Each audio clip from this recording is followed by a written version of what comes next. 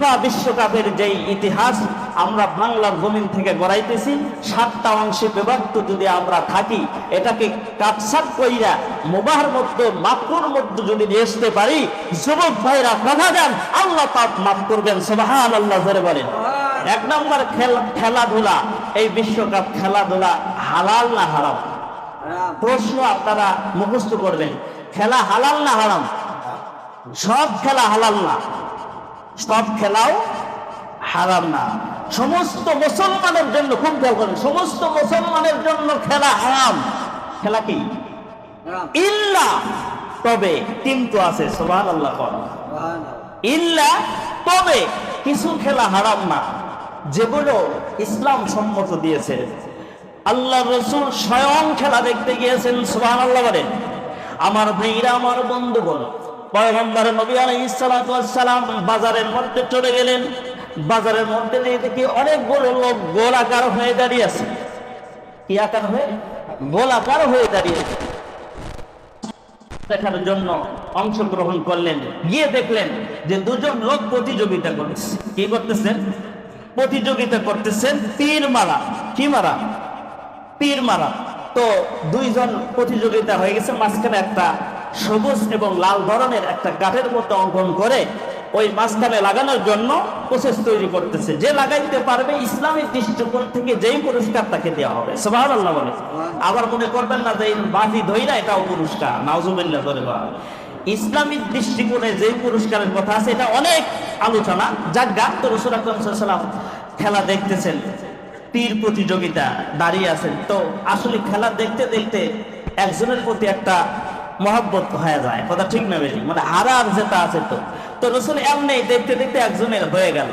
তো রাসূল বললেন, আমি অমুকের পক্ষে আছি। সুবহানাল্লাহ। এই যে ফিফা বিশ্বকাপ খেলা দেখতেছেন, যদি আপনি মাকরুর মধ্যে নিয়ে আসেন, মুবার মধ্যে নিয়ে আসেন, যে আমি শুধুমাত্র নিচু একটু খেলা এমনি দেখছি, কি করতেছি এমনি দেখছি, ওরকম না। তো এই যে নিচুক একটা মুবাহ মাকরুর মধ্যে যদি নিয়ে আসেন, তাহলে এই যে কিন্তু খেলা দেখতে দেখতে একটা দলের প্রতি কি হয়ে যায়? আকৃষ্ট হয়ে যায়। তাই বলে ওই দলের প্রতি আকৃষ্ট হয়ে গিয়ে ওই দলের পতাকা নিচে ঘরের চালে। কথা ঠিক না বেঠিক? এই বিষয়ে আলোচনা রাখতেছি ইনশাআল্লাহ। রাগ করবেন না। এক পর্যায়ে কি হলো? রাসূল আকরাম সাল্লাল্লাহু আলাইহি ওয়াসাল্লাম একজনের পক্ষ হয়ে গেল। তো যার পক্ষ হলেন, এখন আরেকজন তীর মারবে। উনি বললেন যে রাসূল যার পক্ষ হয়েছে, আমি যদি ওনাকে হারায় দিই তাহলে তো রাসূলকে হারানো হবে। কথা ঠিক না? কখনো কোশ্চেন কালেও সম্ভব না। রাসূল বললেন, হুজুর আপনি যেহেতু খেলা দেখতেছেন, তো আপনি কার পক্ষ নিয়েছেন জানি না, তবে যদি কারো পক্ষ নিয়ে থাকেন, আমি যদি তীর মারি, আমার পক্ষ যদি না হয়, অন্যের পক্ষ হলে ও যদি জিতে যায়, আমি যদি আপনাকে হারায়া দিই, তাহলে তো আমার বড় সমস্যা হয়ে যাবে। এই জন্য তীর দুইজনই কেউই চালায় না। সুবহানাল্লাহ। দুইজনে থমকে গেছে। রাসূল বললেন, তোমরা তীর চালাও, প্রতিযোগিতা করো, আমি তোমাদের দুজনের সঙ্গে আছি। আরে সুবহানাল্লাহ, সুবহানাল্লাহ বলো। এবার আসেন, তাহলে খেলা হালাল না হারাম? কিন্তু সব খেলা হারাম না। তীর প্রতিযোগিতা করবেন, তীরের এক তীর তৈরি করতে 3 জন জান্নাতি, কিতাবের মধ্যে আছে। একটা তীর তৈরি করবেন, 3 জন জান্নাতি হবে। সুবহানাল্লাহ বলেন। যে তীর তৈরি করছে মনে মনে নিয়ত করছে, আমি তীরটা তৈরি করলাম, এই তীরটা মানুষ কিনে নিবে, আর বিধর্মীদের মাঝে যুদ্ধ করার জন্য আমি আমার এই তীর তৈরি করতেছি। সুবহানাল্লাহ। অন্যজন ওনার কাছ থেকে তীর খরিদ করে নিবে, খরিদ কিনে নিয়ে বলবে যে আমি যুদ্ধের ময়দানে এটা কি করব, জিহাদ করব। আর দ্বিতীয় নাম্বার, প্রথমে তো বন্দুক কেউ চালাইতে পারে না, শিক্ষা গ্রহণ করা তো লাগে। কথা ঠিক না বেটি? তীর কেউ চালাইতে পারে না, তার জন্য একজন সহযোগিতা করার লোক লাগে কি লাগে না? এক পর্যায়ে কেউ যদি একটু সহযোগিতা করে শেখায়, তাকে শিক্ষা দেয় যে এইভাবে তীর চালানো হয়, এইভাবে বন্দুক চালানো হয়, এই শিক্ষা যদি দেয়, এই তিনজনই আল্লাহর জান্নাতে যাবে। সুবহানাল্লাহ। যে তীর বানাইলো, চিন্তা করলো ওদের ময়দানে বিভিন্ন যুদ্ধে আমার এই তীরটা লেগে যাবে, ওই তীরওয়ালাও জান্নাতি। সুবহানাল্লাহ। আবার যে তীর কিনলো, যে আমি যুদ্ধের জন্য তীরটা কিনলাম, ও ব্যক্তি জান্নাতি। যে সহযোগিতা কইরা তীর চালানো শেখালো, সেও জান্নাতি। সুবহানাল্লাহ। সোনার বাইরে, তাহলে খেলা হালাল না হারাম? 1 নম্বর প্রশ্ন গেল। দ্বিতীয় নম্বর, খেলা দেখা যায় না না যায়? তৃতীয় নাম্বার, কোন দলকে সাপোর্ট করা। তৃতীয় নাম্বার, কোন দলকে সাপোর্ট করা। চতুর্থ নাম্বার, কোন দলের জন্য এমন আবেগ ধরা যে আল্লাহ দেখবেন দুর্বল কোনো সময় দল কি হয়, অন্যের সাথে বড় দলের সাথে জয়ী হয়ে যায়। তখন অনেকে আবেগের ঠেলায় বলে কি যে আল্লাহর ফেরেশতা দিয়েই সাহায্য করছে। কথা ঠিক না বেটি? 4 নাম্বার। 5 নাম্বার, নিজে অনেকে আবেগের ঠেলায় বলে, হাত তুলে দোয়া করে, আজকে আমার অমুক দলের খেলা, ওই দলকে যেন হারায় দেয় আল্লাহ। রোজাও রাখে। এমন লোক আবেগের ঠেলায় আছে কি আছে না? আরে আছে, আপনারা নেট দেখেন না কেন? এই দলকে সাপোর্ট করে কোথায় ব্রাজিল, কোথায় আর্জেন্টিনা, 50,000 টাকা আপনার লোন কইরা ধ্যানের উপর সাজাইছে আর্জেন্টিনার লেখা পতাকা। কথা ঠিক না ভাই? এটা গেল এক বোকা। আর এক বোকা কি সেই আমাদের সিরাজগঞ্জের বড় শহরের মধ্যে পুরা একটা দোতলা বিল্ডিং ও পুরা ব্রাজিলের পতাকা করছে। পুরা ব্রাজিলের রং দিয়ে পতাকা বানাইছে। তাহলে কম ঠেলাই পড়ছে, কত আবেগের ঠেলাই পড়ছে। আবার এক নেটে দেখলাম এক বিন্দু করছে কি, জমি জমা যতটুকু ছিল সব বিক্রি কইরা বিশাল বড় কইরা ব্রাজিলের পতাকা 2, 4, 10 মাইল 20 মাইল পর্যন্ত টানা আছে। করছে কি করছে না? তাহলে এই যে আবেগ ঘন যাদের মধ্যে আছে, এটা 5 নাম্বার। 6 নাম্বার, আমার ভাইরা, আমার বন্ধুগণ, এই খেলা কতটুকু হারাম হালাল 7 নাম্বারের ইনটেক দিয়ে আমি আপনাদেরকে বোঝায় দিই। 7 নাম্বার বলতেছে কোন বৈধ হিসাবে খেলাগুলো জায়েজ কিনা। তো 7 নাম্বারে সব মিলেই বৈধ হিসাবে খেলা জায়েজ কিনা, এই খেলা দেখার জন্য জায়েজ হলে সন্ত 3টা। কয়টা? 7 নাম্বারের কথাটা। এই খেলাগুলো খেলতে গেলে, দেখতে গেলে জায়েজ হবে আপনার 3টা আমলের মধ্যে নিয়ে আসলে আপনার জায়েজ হবে। সুবহানাল্লাহ বলেন। তারপরেও এখানে বলছে মুফাসসিরিন যে ঠিক না, যদিও হয় তবে 3টা আমলের মধ্যে নিয়ে আসতে হবে। 1 নাম্বার, প্রথম শরীর চর্চা করার জন্য খেলাটা খেলতে পারি, শরীর চর্চার জন্য, ব্যায়াম হওয়ার জন্য। তো এই জন্য ইনশাল্লাহ তাস খেলা হইতে হয়েছে নাকি কয়, শরীর চর্চা হয় তো তাস খেলা, লুডো খেলা, ক্যারাম বোর্ড খেলা, কি হয়? শরীর চর্চা নাই।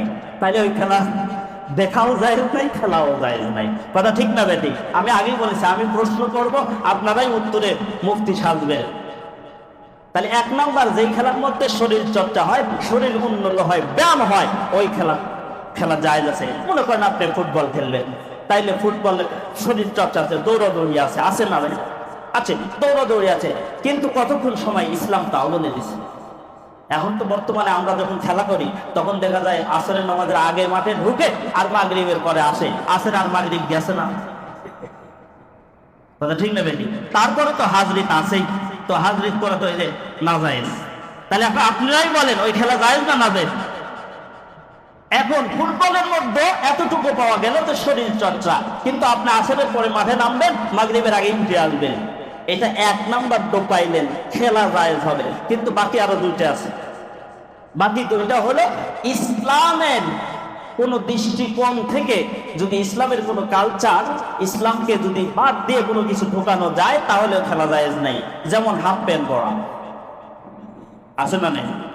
হাফ প্যান্ট পরা ইসলামের দৃষ্টিকোণে হাফ প্যান্ট পরা জায়েজ নেই, হাতের উপরে কবিরা গুনাহ। কথা ঠিক না বেটি? আর 3 নাম্বার হলো আপনি এমন করতেছেন যে অর্থে ব্যয় করা, সংসারের ক্ষতি করা। 3 নাম্বার হলো সংসারের ক্ষতি করা, ব্যবসা বাণিজ্য, সংসার সবকিছু সময় বাদ দিয়ে আপনি ঢুকে পড়ছেন খেলার মধ্যে। কথা ঠিক না বেটি?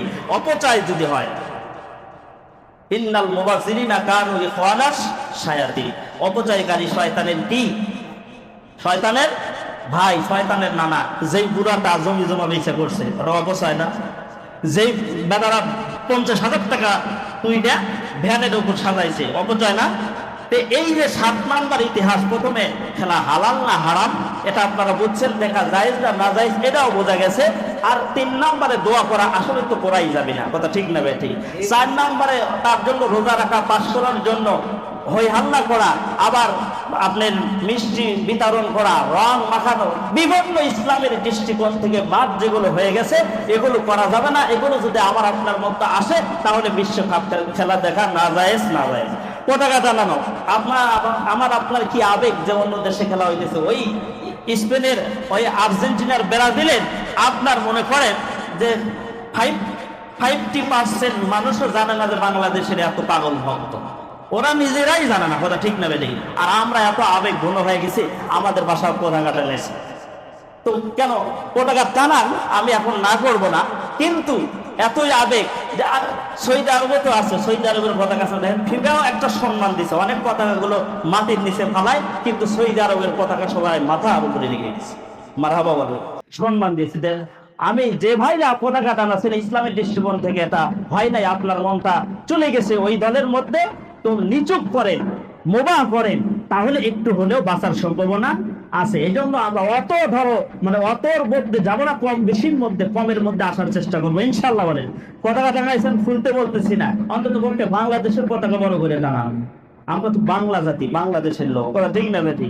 অনেক জায়গায় দিছে, ছোট করে দিছে, একটু হলেও দিছে, তো সাথে বাংলাদেশের পতাকা টানা, সমস্যা কোথায়? আল্লাহ তাআলা বোঝার তৌফিক দান করুন।